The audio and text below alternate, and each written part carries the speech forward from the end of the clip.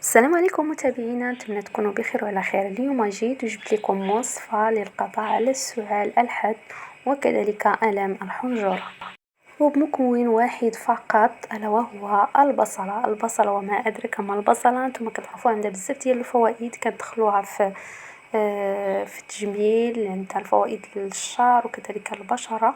ومن بين الوصفات كذلك اللي كندخلوها فيها فهو يعني الألم ديال الحنجرة والسعال، والتناول اللي كنتناولوها كثيرا في الطبخ.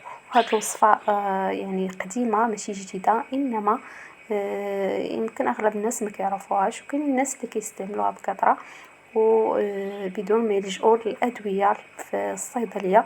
فهاد الوصفة كنحتاجو ليها عندنا بصلة صغيرة غادي نقطعو منها غير واحد الطريف، هذاك يعني الكمية اللي غادي ناكلو فقط. كنا جوج الناس كنقطعو منها يعني جوج هاد الطرفة اللي غادي تلاحظوا. كنا يعني غير واحد الناس يعني المقدار ديال ملعقة صغيرة.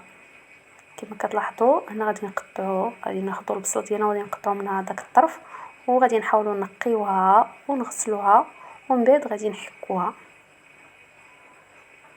هنا بالنسبه عندي هنايا ملعقه ديال العسل كيبقى اختياري، يعني ممكن بالنسبه للدراري الصغار يعني او الاطفال يعني اللي صعيب عليهم انهم يدوزوا المذاق ديال البصله، او الناس كذلك اللي كيعيفوا. فبالنسبه للعسل كيبقى اختياري، ولكم ان يعني تضيفوا العسل كيفما كان، عسل ديال السكر وعسل النحل حسب يعني المتوفر عندكم في البيت.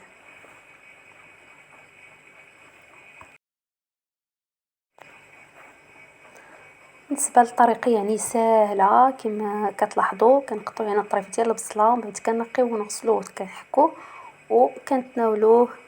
يعني ممكن تناولوه يعني بوحدو، او ممكن تناولوه كما قلت لكم باضافه ملعقه صغيره من العسل. والسر كما قلت لكم كيبقى في طريقه ديال الاستعمال اعزائي المتابعين. هذه الملعقه كنتناولوها الا بغينا نعسو، يعني كنكونوا كلنا شربنا ما بقى لينا حتى شي حاجه غادي نضيفوها تناكلوها وكنعسو، وخصنا نصوموا عليها يعني ما ناكلو حتى شي حاجه من بعدها. وحبذا اننا حتى ما نهضروش، يعني من احسن ناكلوها ونسدو فمنا ونمشيو نعسو. وهاد الوصفة كنطبقوها لمدة أسبوع باش تعطينا نتيجة إيجابية، يعني نتشافوا من هاد المرض بصفة نهائية، اللي كيكون يعني في أوقات البرد ولا في الأوقات ديال فصل الخريف اللي تيكون فيه الجو متقالب، ما هو بارد ما هو سخون. فأغلب ديال الناس يعني تيعانيو من هذا المرض في هذه الوقيته، سواء الصغار أو الكبار والرجال والنساء. فهاد الوصفة سهلة جدا، مكون واحد فقط وما فيهاش تعب، وتنتمنى أنكم تجربوها وتردوا عليا في التعليق. وشكرا لكم على المتابعة، إلى وصفة أخرى إن شاء الله.